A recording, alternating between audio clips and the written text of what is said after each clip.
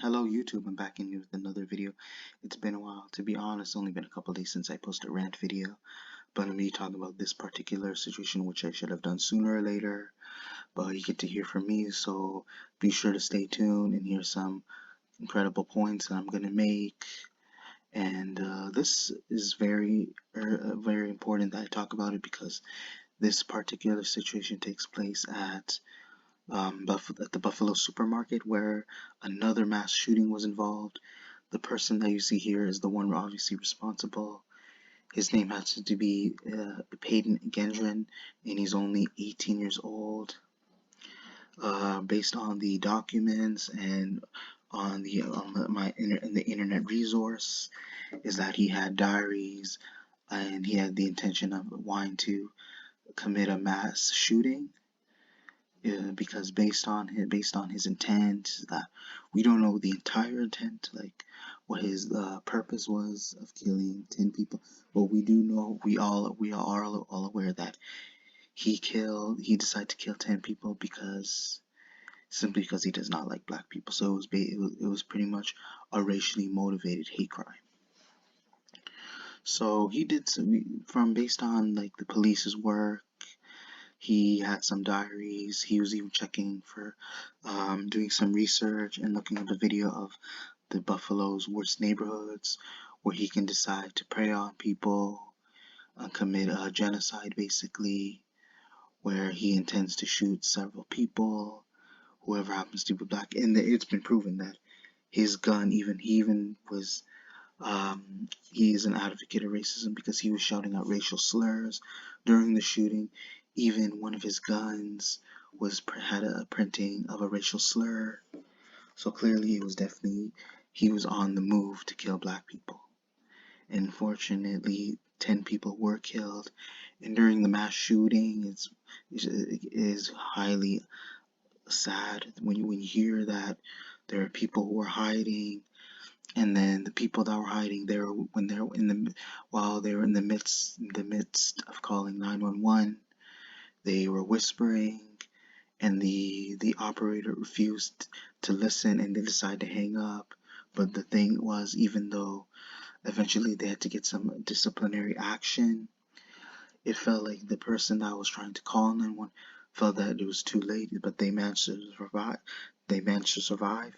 But they were able to tell their story. So we don't know who the person responsible is for taking that phone call, for deciding to take the phone call and refuse to help the person that's under stress, and the person that is possibly in danger, which they clearly are. They clearly refuse to do their job, especially when their life is put in jeopardy. Especially when you have countless people who are in that situation, who are trying to survive the shooting. And the good thing is they were able to tell their story so that we all know whether the police should be held accountable at times, which clearly someone who took the call will be held responsible, and they will have to deal with more training. They should be fired, honestly. And then there's a lot of coverage going on. They did check the man's I'm pretty sure they checked the man's room where he lives, and then they discovered he had possessions of a huge arsenal. And they questioned the family members. They had no clue, even though you can't really judge the family. But to say that they didn't know anything about his arsenal is very suspicious. I can't really say whether I'm right or wrong, but they had to know something, because especially if you're related to someone in your family, you're in your close. The thing about families, they're close with other people, so you should know what goes on inside the household, because he said that they're saying that he had possessions of a huge arsenal. So it's like the parents are, because you would think, a lot of the times, like, you don't want to assume that the family members are trying to turn a blind eye, but we can't say they're responsible. Maybe they thought he was gonna escalate it at the point where he would possibly end up killing 10 people and going to jail for it. Because this is basically he like let's say this, I'm pretty sure he was influenced by Dylan Roof. You could say he's another um, candidate of Dylan Roof, who's trying to promote his, not even promote his name, but trying to take on his ambitions as well. And he felt that by killing 10 innocent people just simply because they're black, that he fulfilled his achievement, which is not really achievement. It's more like a pity. Like, I don't feel pity for this guy. It's sad enough that you have to take these people's lives, especially when they did not expect it, who had nothing to do with this man's ego, were never even involved with this man's life, who've never even tried to um even confront him, who never even knew who he was. That's what I'm saying. And this shooting was because he was looking for the most vulnerable people and the most poorest neighborhood out there. And I heard from afterwards, even though it won't really restore the people's lives. You can't really restore the people, the family members who've lost their loved ones, because I can guarantee you they are still grieving to this day.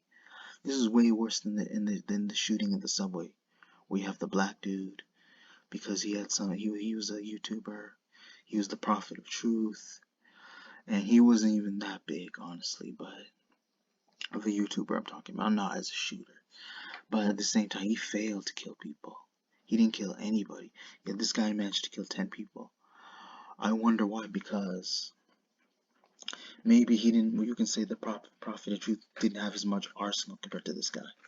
And that says a lot, considering the generalizations towards the Caucasian people, because people claim that white people tend to be the ones that do the most when it comes to mass shootings, or they tend to own the most weaponry, which is true in this situation, because we've heard countless gun violence where it's like, yeah, there are black people that are involved too. Like, I'm not gonna say there isn't, but at the same time, there's also, you have white people who do the most damage. No offense, people. And I heard the only good news that during the Buffalo supermarket, after the situation has died down, is that, and pretty much, let's be honest, it hasn't really, there's not enough justice left, but the teams, the management, the staff from the Buffalo Bills, they decided to serve food to the people within Buffalo. They were willing to try to make people happy. They're trying to cherish the people who were living at the supermarket in Buffalo, so they can keep their mind off of this disturbing gun violence, this disturbing situation, and so that they can keep their minds at peace and try to move forward and get past this gruesome act. Because and the reason why I bring this up, because unfortunately I don't live in Buffalo, but I often, back then I used to come to New York, so there's a reason why I want to talk about this, because good thing I don't, and I don't have any issue with the New York. I don't hate the city. I don't hate the state. I don't hate Buffalo. I actually don't mind going to Buffalo, because that's where I go to do my shopping. That's where I go to be hanging at the mall, because my family feels comfortable being there and spend time, have fun. But lucky for me, I wasn't there, because it's unfortunate. It's sadly enough, I often come there a lot during my spare time. But this is like before COVID. But at the same time, I don't know how I'm gonna feel about now going to Buffalo, especially with the amount of incidents that occurred there. So I kind of have to put some second thought the next time I decide to make a trip there. So you know what I mean. But either way, it is New York is a great state. It's really fun. Like, there's a lot that goes on while you're there, often or not. But at the same time, I don't have my doubts. But you just have to be careful when you're there. Like, not in the majority of places. There's it's a peaceful state still. You just have to be careful, because not the majority of people are aware. They're not gonna go through all this trouble. But there you have, like I said, you have this particular person, in this particular individual, who will go through the trouble of doing it because of his ego. and he felt that he had some type of superiority. And what you see now, he doesn't, because I don't know what his jail time will be, but for sure he definitely deserves the death penalty. Especially when it comes to mass shooting like Dylan Roof, even though like capital punishment, it takes a while. Most likely he'll spend his entire life in prison, and eventually, when the time comes, he's gonna suffer an immeasurable death, where he most likely will get the electric chair, or however they decide to treat the aggressor, however they decide to take care of him, how they decide to handle the situation, because he's not gonna make it alive. Make it out alive. Let's be honest, because he's gonna go through capital punishment, and hopefully he gets the electric chair, which he truly justly deserves. I don't care if he's 18 or not, but at the same time, he is an adult. Just because you're young does not mean you deserve to be given a second chance to go outside and have your way, because he will most likely try to find some other ways to try and hurt people, and we want to be able to prevent that, especially when it comes to mass shooting. And this guy is a massive gunman, so the amount of arsenal that he has proves that he is a danger, and that he shouldn't be able to walk freely. And again, hope you guys enjoy the video. Hopefully I'll be able to make more upcoming content later in the future. Be sure to check your notifications, comment, like, subscribe. Thank you.